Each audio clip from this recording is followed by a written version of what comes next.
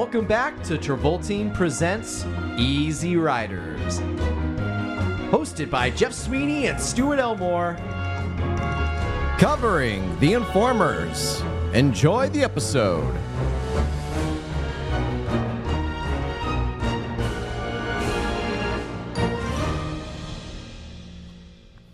Hey, yo, it's me, Mickey Rourke. How are you? Mickey Rourke. You know, man, don't even worry about it. I'm gonna take this kid and sell him to the cartel or something. Mickey, what were you doing in 2000? I want my board. I want my board. Is that the build up to the bit? Yeah, I guess so. One of my favorite behind-the-scenes stories is Mickey Rourke traveling to Russia and like living among the Russians for multiple months to prep for his role in Iron Man 2, and then them cutting all of his character business out of the movie. Yeah. Thereby negating any reason for him to have spent months living in Russia. That's really funny. That's like, what's the movie that they tried to cast? We covered it, I think. Oh, it was Gotti. How they tried to cast, not Danny DeVito, the short guy that's in Home Alone. Oh, our cats are going crazy. Sorry. Enjoy the background noise. That was crazy. They might hiss and meow really loudly. They're still trying to get along a little bit. Mm-hmm. You know who doesn't get along? Who? Some of the people in this movie. Me in this movie. Me in this movie. But yeah, we're here to cover The Informers, which you're right, has Mickey Rourke in it. Yes. What's Mickey Rourke's 2007, 2008, 2009 period? This is like right when did this movie come out exactly? This is it this before 2008? his big like major? This is the year of his comeback. Got it. His short-lived comeback, to be clear. Yeah, because it was He comes back. The Wrestler the year before. Like he's in Sin City, but like under so much prosthetics you won't even know it's him. Yeah. But then there's The Wrestler, which he gets his, I believe, Academy Award nomination for. I'm pretty sure he does. His Best Actor role. And everyone's like, Mickey's back. And then they start casting him in movies, and they're like, oh, yeah, that's why we didn't hire this guy, because he's really difficult to work with. Oh, yeah. I don't know the stories. What are the stories? I don't know like specifics, but he just has a reputation for being kind of, Tough on difficult and a bit of an asshole. Not showing up on time, not remembering his lines. I don't want to say exact stuff because I don't know the exact stuff. Sure, yeah. But when we hear those terminologies, there's like a pool of problems that you and I are very aware of that we can attribute. Because let me tell you this: he's in The Wrestler, he gets the Academy Award nomination. Then he's in this. He's in a few more non-existent movies, which he probably filmed before The Wrestler came out. And then his big like follow-up to The Wrestler is he's in Iron Man 2 and The Expendables. Yeah. And then after that, he is right back to doing direct-to-DVD action movies. Hey, don't discount Immortals, bitch. Come on. Immortals? Have you seen Immortals? No, I've not seen It's not good. Immortals. It's not good. Doesn't look very good. No. Henry Cavill. But like he's right back. He does Immortals, The Courier, Black November, Java Heat, Dead and Tombstone. Like these movies don't exist. No, they don't exist. Can I show you the poster for a movie he's in coming out this year that I really want you to look at? Yeah. Yeah, here you go. Oh, would you like to read the billing at the top of the page? My God. What is this movie called? Not Another Church Movie. Who does it star? Well, I have to read the parentheses Yes. under the subtitle. So the title is Not Another Church Movie. The subtitle is in parentheses. This is not, all caps underlined, a Tyler Perry movie. Because, ladies and gentlemen, there's three actors on this poster. To the left is Jamie Foxx as God. In the middle is Kevin Daniels in drag? Yeah. Doing a Medea thing. A Medea, I guess. And then on the right is Mickey Rourke as the devil, who I can't tell if he's doing drag or if that's no, he just has a lot of plastic surgery. Well, no, it's not even the plastic surgery. It's like he's wearing like a low cut. No, he's like a cowboy. Cowboy guy. Yeah. Do you notice in that poster that Kevin Daniels holding a chainsaw? I do now. Because I pointed it out because that's a thing that could easily be missed. I missed it until you pointed it out. Yeah. But yeah, that's where Mickey's at nowadays. Yeah. Wow. Okay. So this is like in his comeback era. Yeah, this is in like his. If we were to do Mickey Rourke on this show, the comeback era would be like 4 movies long, and then it would end. Was this? You say comeback? So was he like big prior? He was big in the 80s. Oh, see, I'm not cultured in like Mickey Rourke in The 90s, I should say, not the 80s. the 90s. The 90s, he was like coming out as like, hot, fresh, new talent. I don't typically associate fresh when I'm looking at Mickey Rourke, who looks, in fact, rather well done. Oh my god. But That's really funny. yeah, that's kind of the Mickey Rourke story. But what are his like 90s main bits? Like I'm looking at his IMDb and I'm seeing a lot of like 4.0s, 3.0s. There's The Rainmaker, which has a 7.2 on IMDb, 72 Metascore. It's got like a few good actors in it. I'm sorry, I did mean 80s. Like he's in Heaven's Gate, Body Heat, Rumblefish, Coppola movie. Oh, Year of the Dragon, Angel Heart. Okay. I was skipping the 80s for some. No. inconceivable reason. I do see what you're saying though. Yeah, it does seem like the 80s. Yeah, the 80s were big for Mickey, and then he kind of disappeared. And then he comes back in the early 2000s a little bit, being in some action movies that people actually see. Yeah. Like some Tony Scott's and Robert Rodriguez movies. The Wrestlers' big comeback. Everyone's like, oh my God, Mickey's so talented. Whatever happened to this guy? And then they put him in Iron Man 2 and the Expendables. And they're like, all right, we're sick of this guy. Wow. He's just been doing low-budget action movies ever since. But he's in this movie. He's in this movie, and he's in a small role in this movie. Who has a big role in this movie, Jeff? Billy Bob Thornton, Kim Basinger. That's probably it, right? Would you even say that they have big roles? I would say Billy Bob Thornton has a big role. Okay. He's like consistently popping up. Reason why I say that is because The Informers is a movie that doesn't really have a plot to it. Let me just read the tagline on IMDb for The Informers. Yes. There's two, but they basically say the same thing. Loosely connected stories capture a week in LA in 1983, featuring movie executives, rock stars, a vampire, and other morally challenged characters in adventures laced with sex, drugs, and violence.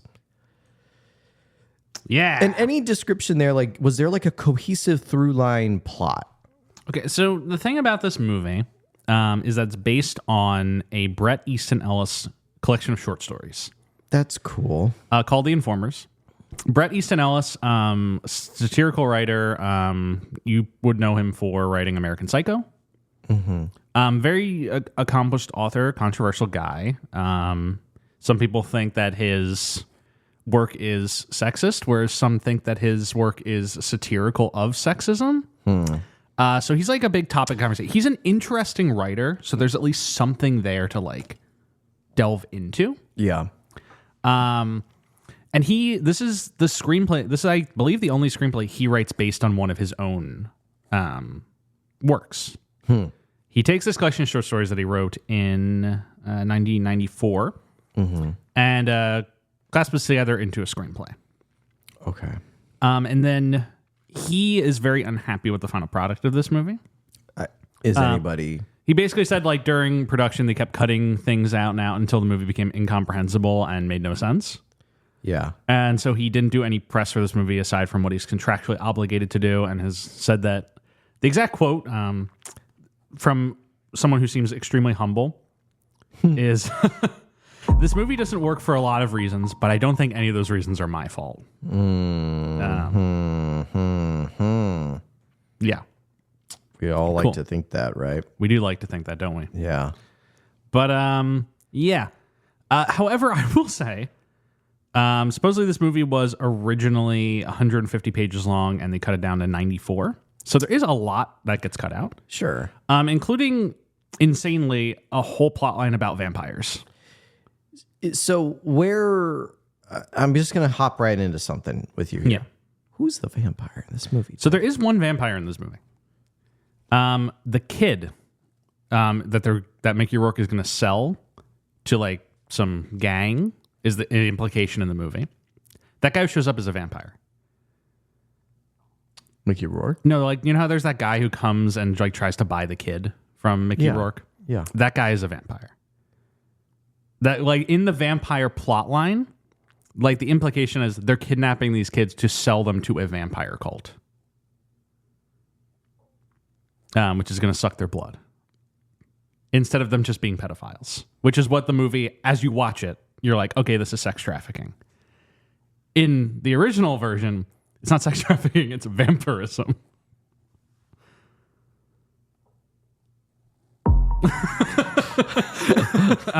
Which, I will be frank, probably knocks the movie up like at least a half star for me if there's just randomly vampires in it.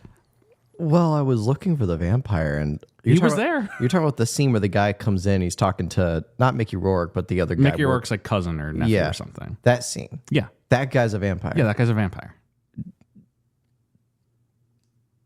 Because he's like, we've come for the kid. Yeah, I heard that guy, part. yeah. That's that guy. That's not convincing to be a vampire, though. Well, no, because they cut all the vampire stuff out of Why the movie. did they include a vampire bit in the tagline? I don't know. I really don't know accurately. This is on the IMDb tagline that there's a vampire in this movie. It's very possible that the guy just kind of like that they left that in by accident because the book has a substantial vampire plotline in it, which gets cut. That's so misleading for the audience. Yes, to go see it for the vampire. You expect a vampire and there's no. It's 2008. Vampires are hot right now. Yes, vampires are off the fucking chain right now. My wife has been on a vampire kick recently. I watched 80% of the movie Van Helsing last night. Van Helsing. Yes. I will not say any more. No, So, you will say more. I will not say more. No, you will say more. Come on, Jeff. What do you feel about the Van Helsing movie with Hugh Jackman? No one has ever been more miscast than the guy who plays Dracula in that movie. Really? Who's an actor I actually like, Richard Roxburgh. Really? Yeah, he's You think he was miscast as Dracula? he's so bad. He's so bad. I didn't think he was that bad. He's so bad. Like, just in you know what he's good in? He's good as the villain in Moulin Rouge. Is he like too over the top for you? Like, No, he's not. He's not nearly over the top enough. That's my problem. Oh. Who do you think His would have accent isn't very good. Because Van Helsing's what year? 2005? 2005. Who would have been a great Dracula villain in 2005?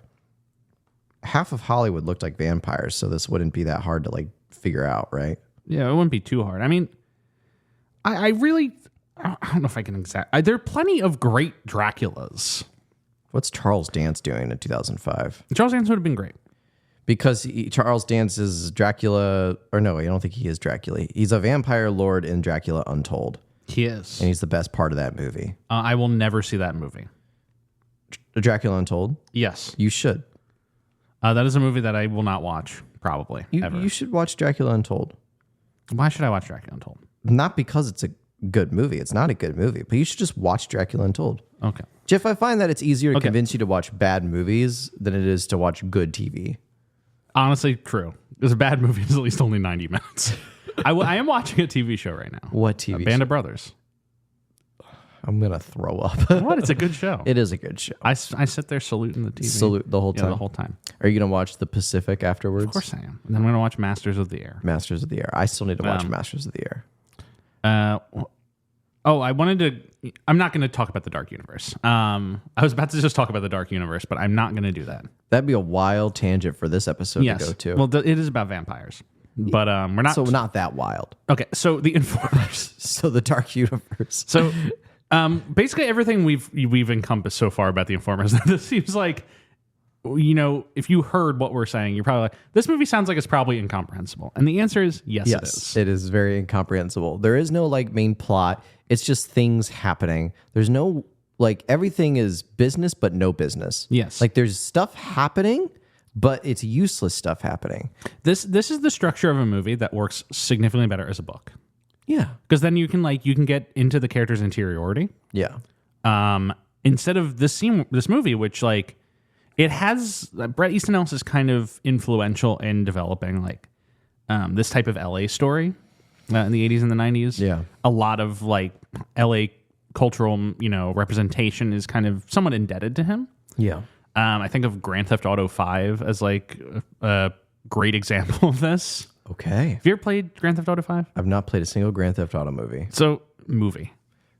Game. Yeah. Tells you how. Grand Theft Auto is mostly just like indebted to like Heat and Michael Mann, but like the kind of I don't even know how, like weird, dark, psychosexual LA vibes that Bret Easton Ellis writes about are very influential going into culture in the 2000s and 2010s. And this movie has a lot of that in it without any of like the substance. Because it ultimately just, you watch the movie, you don't understand who any of these people are or their relation to each other, except on the most like baseline level. And then Winona Ryder pops up for a scene and then she disappears. And then she appears again. And you're like, okay, what are we doing? We've not mentioned Winona Ryder once in this episode. We've not, because she's not really in the movie much. She has like one good scene. Yeah. And otherwise, she's just like something that Billy Bob Thornton is lusting after while cheating on his wife, who he is cheating on her with. This felt like one of the first movies that, well, I shouldn't say that. Maybe I should say that. Well, because you're coming to us after we've talked about, ladies and gentlemen, The Last Word. Yes, of course. And I have a hunch. A movie that I definitely didn't accidentally watch the wrong version for, which is why we're talking about this movie today. But I just was going to say, like, especially for this movie, and I think I may have said that I felt the same way in The Last Word. This is, I think, the first movie where I feel like, okay, Winona, they're definitely casting, like, above 30 Winona. Yes. Intentionally. Like, they do something with her hair that makes her look a little more older, more distinguished. I don't think they're letting Winona age. And I'm saying age as she's like 35. Exactly. She's not really aged. Exactly. But because two weeks ago, we talked about Sex and Death 101, where, like, Winona's like, they're lusting up Winona. Yeah. And, like, of course, she's in this, like, beauty spot where she can kind of do both, I think. That being said, like, I think you and I would both agree that we're kind of like welcoming that era in Winona. It's like, it's okay to, like, we can start to, like, see her. Actresses should be allowed to play in their 30s. Yeah. Like, men are allowed to play in their 30s all the time. And then you see so many movies where there's like a 35-year-old man and a 22-year-old girl as like the man of like the romantic interest in the movie. Women in movies either have to be like in their late teens, early 20s, or their mothers or grandmothers. And mothers is like 40s, maybe early 50s, and that's grandmothers, like, 60s and 70s. Not to disrespect this movie, which I know a lot of people like, and I am led to believe is good. But Anyone But You, the rom-com that came out this year, Glenn Powell is 35 and Sydney Sweeney is 26. Yeah. And that's like, you know, a Hollywood age gap thing that's been talked about a lot. Yeah.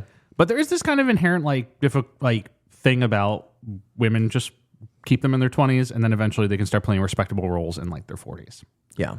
And thankfully that is starting to change. But slowly. Very slowly. Like, it definitely is like cultural employment gap for women. And it sucks.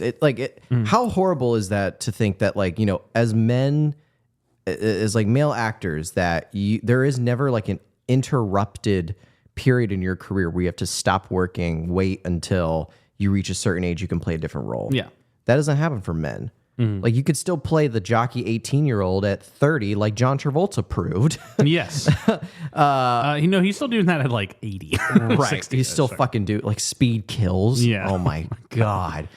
But that's my point. Yeah. It's like, you can't, like, women, once you reach 30, you have to essentially wait 10 years so you're old enough to play a mom. Yes. And, like, what do you do those 10 years? Yeah. Like, if that's what Hollywood's going to do, then, like, we should start, like, a support fund. It's like, you're a woman in your 30s, so you got to go out on unemployment for 10 years so you can play mom. Here's a support fund. It's called even like the Female Actors in Their 30s Support Fund. Like, when Winona, you know, I first just want to say it's nice to see her in a movie that has a production value again, even if this movie is god-awful.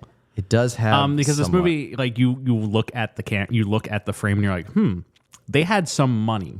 And I don't mean a lot of money. But like some money, a few dollars at least. Well, because we've been watching, as we talked about, like Sex and Death 101 and The Last Word, and the 10 Darwin Awards, where it's like, this was shot for $50 and a bag of Skittles. Like, And fresh dogs. Yeah, some fresh dogs is catering. Yeah. It is nice to watch this movie and be like, okay, there's like a budget here, even if it's all going towards like vile trash. Yeah.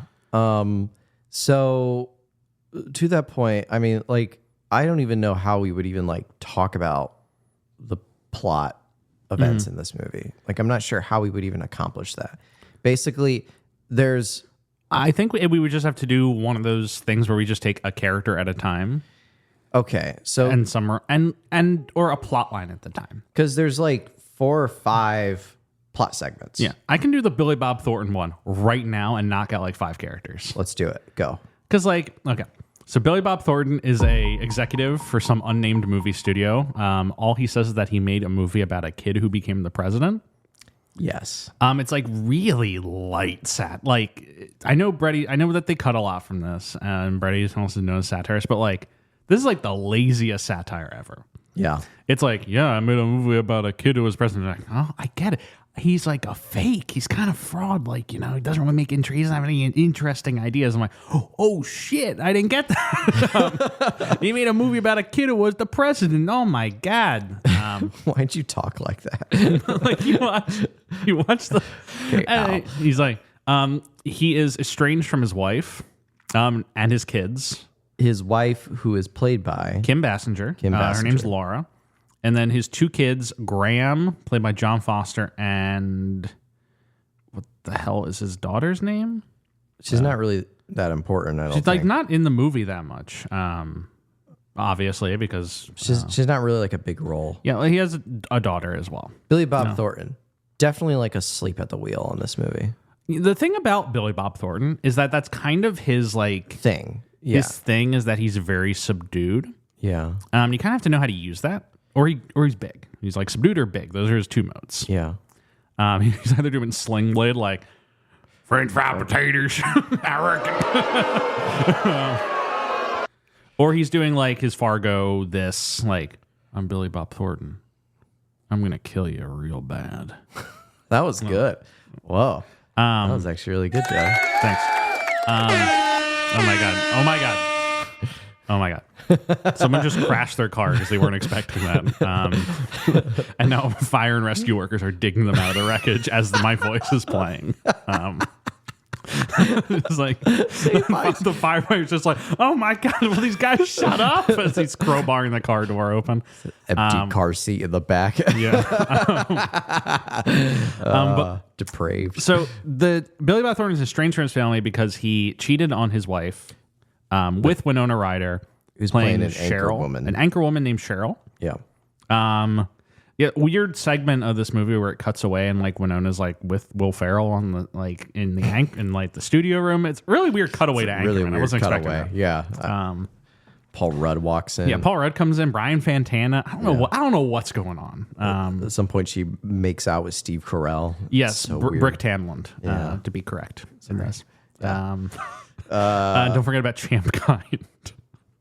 One of my great things is knowing the names of all the Anchorman characters. Oh my god.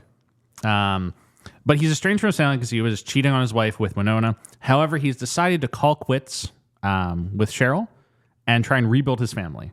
He's going to move back in with his wife and wants to be a proper family unit again. And that quickly goes. Yeah, it doesn't really go well. It goes away. His son, Graham, is in college. He's also like kind of a drug peddler, right? That's the idea. Something like that. He's a drug peddler, and he, uses his dad's credit card a lot.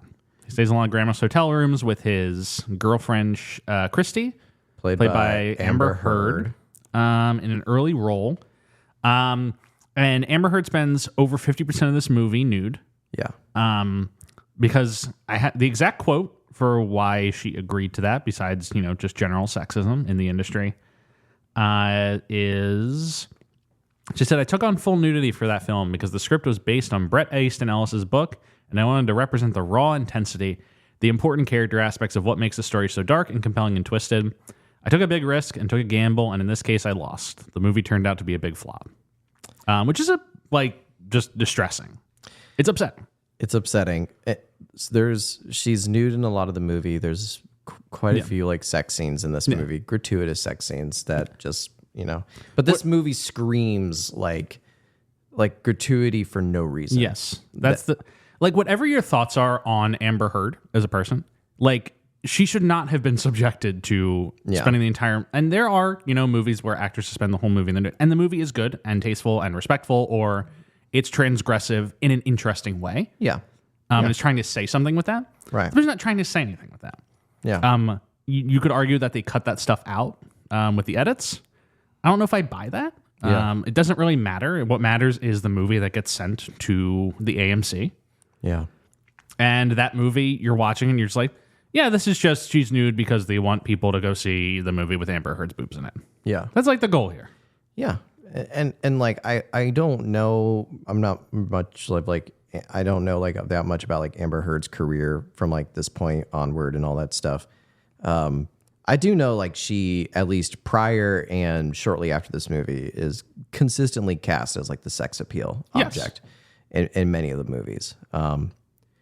Which like, again, you can make the case that there are like some actresses out there who are comfortable with that, who are okay with that like thing of their career, that they see like an artistic expression in characters of that nature.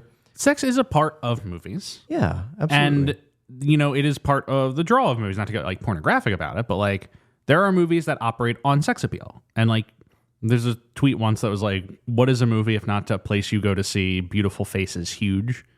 Where it's like you go to see like kind of attractive people. Yeah. And that's a part of the whole gumbo of cinema. It's the and business. filmmaking. It's the business side of it for sure. Like, how many movies that are spoofs on movies? Is there always a scene about boardroom executives talking about an actress's boobs? Yes. My first thought is like 2005 Peter Jackson King Kong. When you talk about it's like we got to film that love scene with such and so and all that other stuff. Like, it's to me like my thought behind that all. It's like it's very that's element of movies, as tasteful and artistic as it can be, and has been proven to be able to be, comes down to being very much like a business sort of thing. It's like, we want to make this movie. We have this newer, younger actress, and she's going to be nude for half of it. So at least we can cash that check in. Yes. Like just very kind of blasé like that. Which is big gross.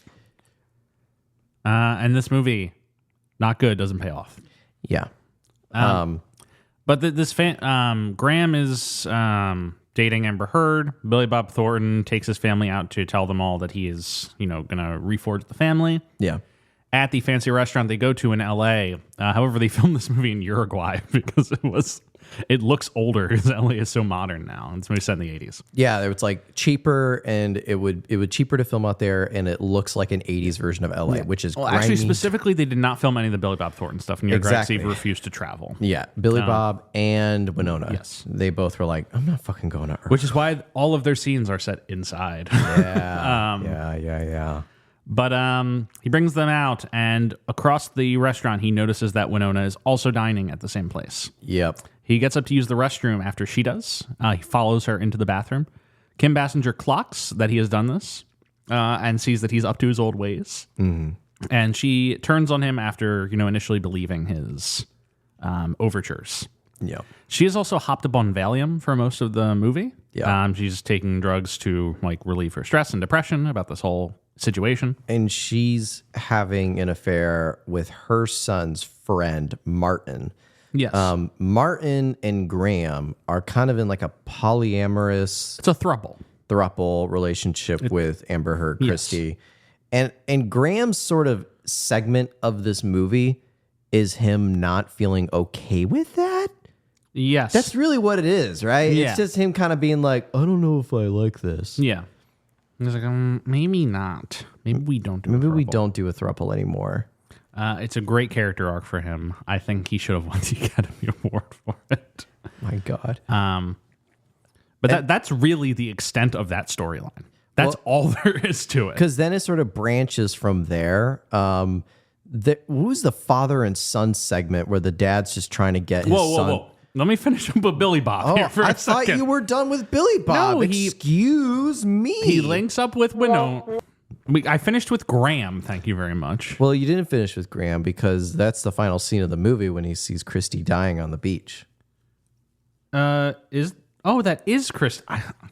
My mind had turned that into the Hawaii people. What? My mind had been like, oh yeah, that's the Hawaii guy. Oh my God. All of the young white men in this movie look exactly the fucking same. Could not pick him out of a lineup. They look the exact same. Like I said, I've been watching Band of Brothers recently. Yeah. Which is a show that inherently I was like, on the second time, so like, I'm gonna have difficulty keeping all these guys apart. Yeah. But then very quickly, like, establishes a specific thing about all of them. Yeah. And even though they all kind of look similar, you're like, okay, I know that that's Garnier. I know that that's Winters. I know all these guys. Yeah. That's Lipton. Mm-hmm. This movie, there's like a scene where there's like 5 young white guys standing in a room together. And I'm like, I don't know who any of these people are. They're wearing the same fucking button-up stripey and 5-inch seam shorts. Yes. And canvas shoes. Yeah. So, which is why I got it mixed up. It's easy to. Yeah. Yeah. No, Graham, the last scene with Graham is because Christy throughout the movie, Amber Heard, is like complaining that she's not feeling well. Yes. But it's like passed off as like she's just not eating or whatever. Because Graham confronts Martin, is like, are you sleeping with her aside from our throuple? And he's like, no. Yeah, that's a weird scene. But then he goes to the beach to see, because somebody calls him and it's somebody who we. No, I need to use in the movie. I need to use the exact phrasing from the Wikipedia article to shout them out. Okay. Graham tells Martin he feels adrift in his life, as if he does not have anyone who can tell him what is right or wrong. His whole life has become a series of casual encounters and light banner, which is covered over by a pharmaceutical haze. Mr. Wikipedia editor. Okay. Good job on that one. Okay. That's good. That's good. Graham seems to be making the first steps by moving away from his alienated narcissistic lifestyle. When one of Martin's lovers calls Graham to tell him that Christy has become ill and is lying out on the sand for some reason. He drives over to the house to see her, even though he sees that she has developed lesions, presumably AIDS-associated sarcoma, all over her dying body. He seems unable to take care of her and take her to the hospital. Instead, he kisses her once and leaves her lying on a towel on the beach dying, alone on an empty stretch of sand. So, if this movie was good, that would be a really like heartfelt and sad ending. But it's not good. I don't understand any of this shit that's happening. For me, it's like I didn't quite clock the AIDS thing until like I remembered that they tease it earlier when they're watching like a newscast because it's LA in the 80s. The AIDS that there's the AIDS disease going around. Epidemic is going on. And so when she was sick, I did kind of have that lingering guess of like, oh, is this like AIDS? Because it's like LA in the 80s. Like, is that what they're teeing up here? But yeah, and then there's no reward because, like you said, he just kisses her and then leaves. And she's just there like, I'd like to go to the hospital. Why are you walking away? The last frame is Amber Heard like dying on a beach. Which this whole movie is dying on a beach. This whole movie is dying in sludge. That's the end. That's the Graham Christie storyline. Back with Billy Bob. That does wrap up like half the movie. Yes, right there. Billy Bob keeps trying to reconnect with Cheryl. He's like doing a triple agent kind of thing. Yeah. And Kim Basinger says she's going to leave him again. And he tells Winona he's going to come to her broadcast awards that she's going to be at. And Kim Basinger's like, I'll go with you to that so I can see her. But then the next day you come home and you leave. You pack up again. That's the end of the two of them. Yeah.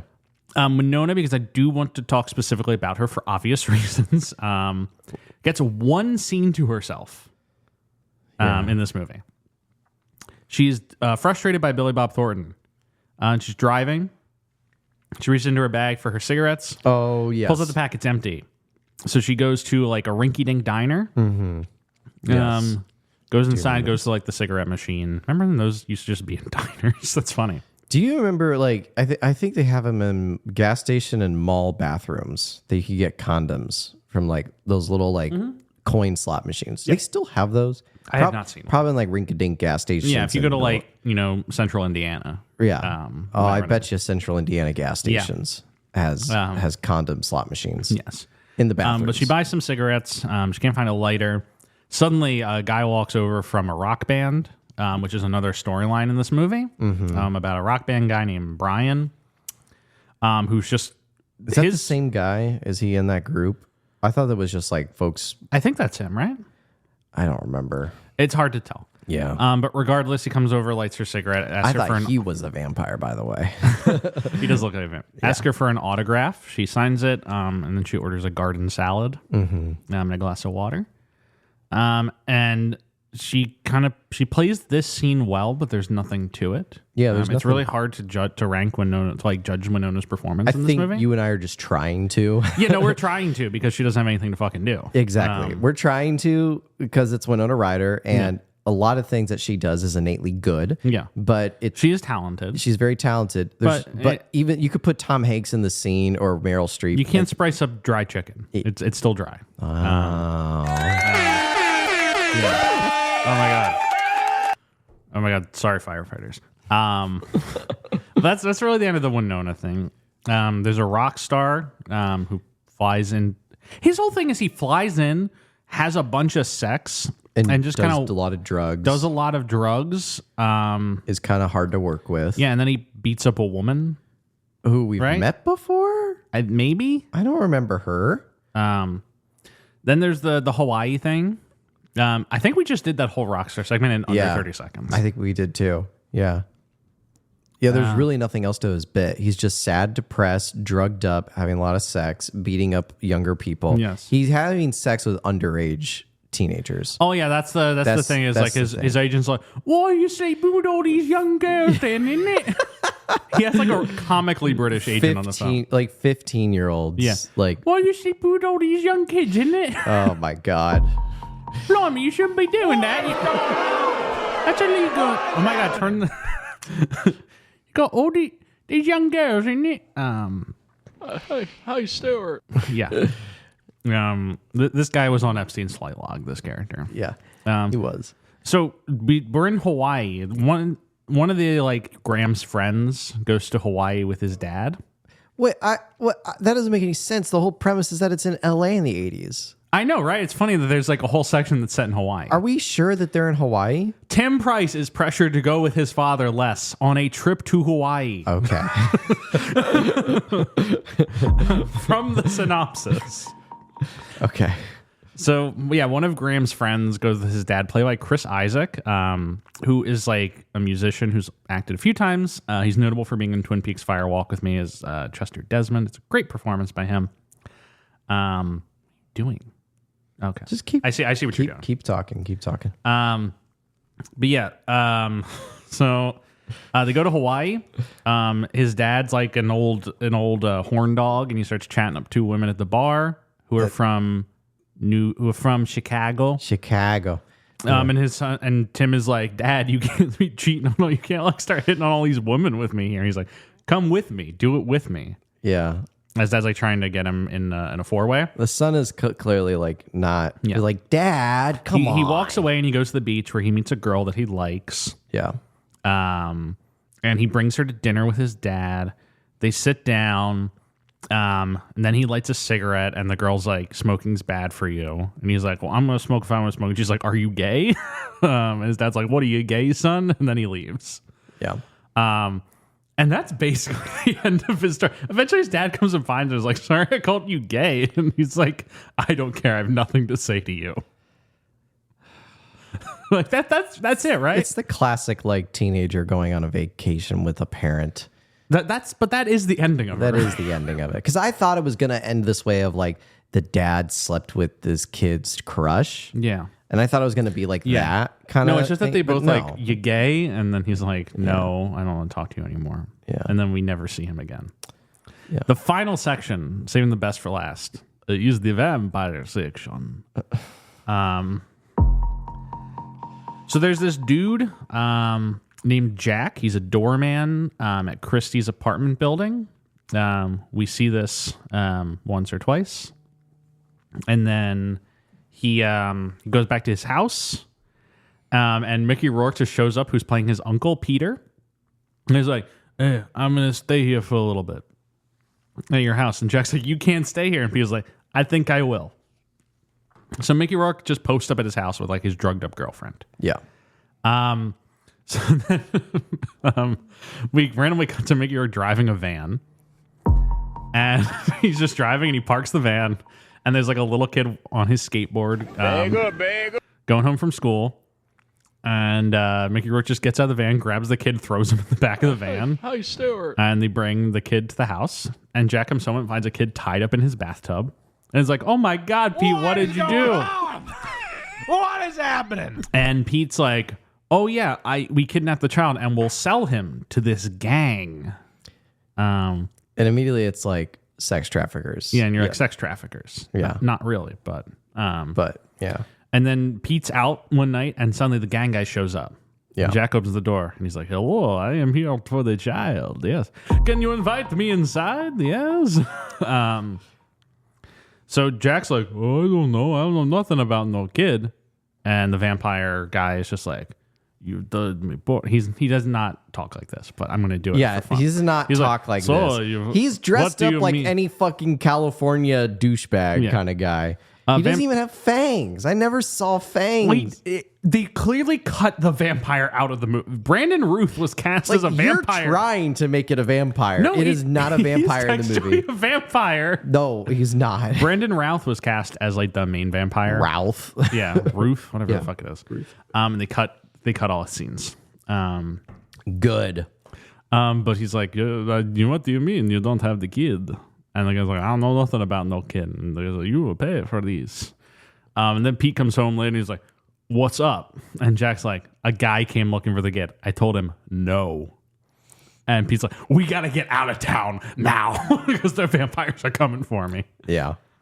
And then Mickey Rourke is like, you got to kill the kid. It'll be a lot better than what they're going to do. He's like, you got to kill the kid. And then we got to get out of here. And Jack's like, I have a job. And Pete's like, the vampires will suck your blood. You will be dead. He doesn't say that. There's no vampire rhetoric in this movie. You're trying to force it into the movie, Jeff. I think a lot about, there's a great tweet where it's like Avengers meeting. Blade, will anyone help me with the vampires? Please, there are so many. Captain America, no. Because you never see any of the other Marvel guys dealing with the vampires. It's just him. It's just Blade. And there are seemingly a lot of them. Oh, man. So Jack goes to the bathroom and comes back with blood all over him under the impression he killed the kid. Right. He'd actually just sliced his hand open and then cut the kid free. Yeah, that's what I thought. While they're driving down the street, Jack looks in the rearview mirror and sees the kid running away. He feels good that he has saved the kid. Instead, they flee to Transylvania to find the. You do not. Jeff is lying to Mickey you. Rourke. Well, it's actually the sequel is about Mickey Rourke as a vampire hunter. Oh my God. He's just like, I want my bird. All right. Is that it? I think that's actually like all of the plot line. That's the entire plot line to The Informers. And if folks who are diehard fans of this movie want to correct us, guess what? Fuck you. The movie's terrible. Can I read you a Bret Easton Ellis quote? Sure. He said, it's hard to tell now, but it was supposed to be like criminals and vampires and girls and young people. These were things that I recognized and a lot that I missed. But it's the director's version of the script, and that's just how it is. That's excellent. So he's like hyping up the vampires. Oh, sorry. What is that? What? Hello, come on in.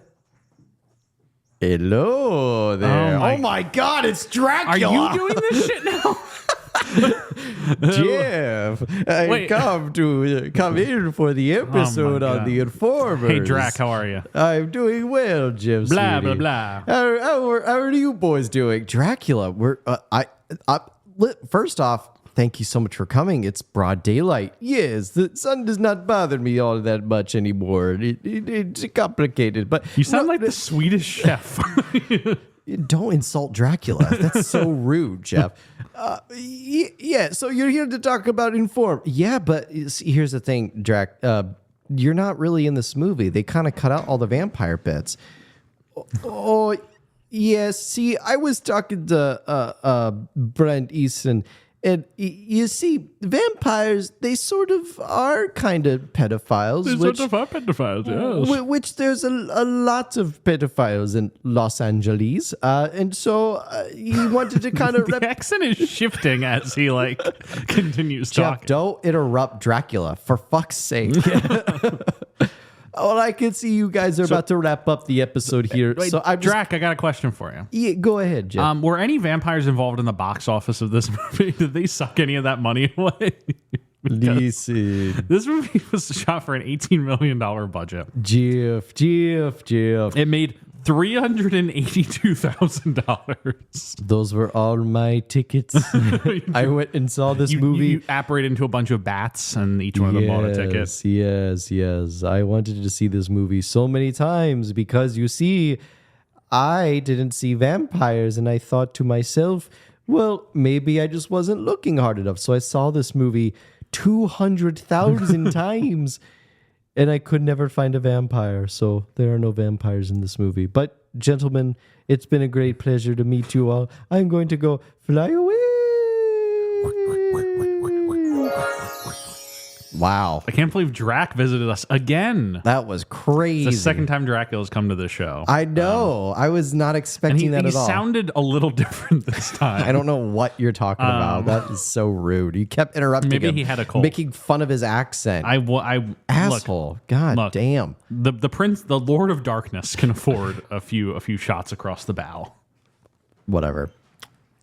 We have a guest here for an episode, so we got to wrap things up. Yeah, Dracula, he left. No. Okay. So movie comes out. Like I told Drac, it makes $382,000 on a $18 million budget. Oh my God. Tremendous flop, tremendous loss. Literally nobody sees the movie. Is the problem here? Well, there's like 8 different movies called The Informer. Yeah. What about this movie is an informer? And also, It's the by the name way, of the rock band. The name of the rock band is The Informers. could have fooled me. More of a thing in the book, I'm sure. It gets absolutely panned by all critics as being basically evil and maleficent for no reason. Yeah. You need a smarter direct. Like the reason that American Psycho, the movie, works so well, is because they brought in a female director to kind of reframe that text, Yeah. and make it about like the inherent like it's a satire about Patrick Bateman. Yeah. And that's why that movie is so good. This movie, it's this guy. We didn't even mention the director's name, Gregor Jordan. This is the most notable thing that he directed, probably.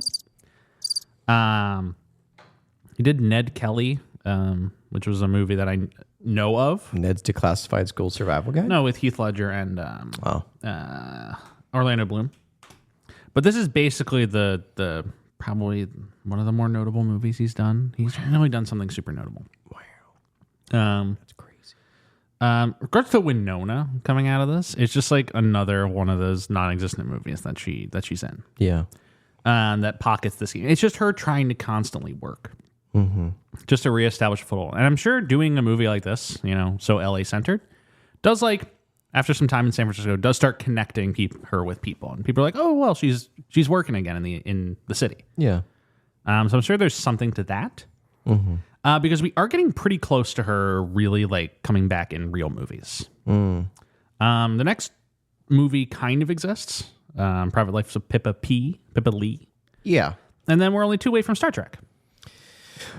You keep building up Star Trek. I get it. It's a big movie. It is a big movie, but she's just like it is the first time she's in a commercially successful movie since Mr. Deeds.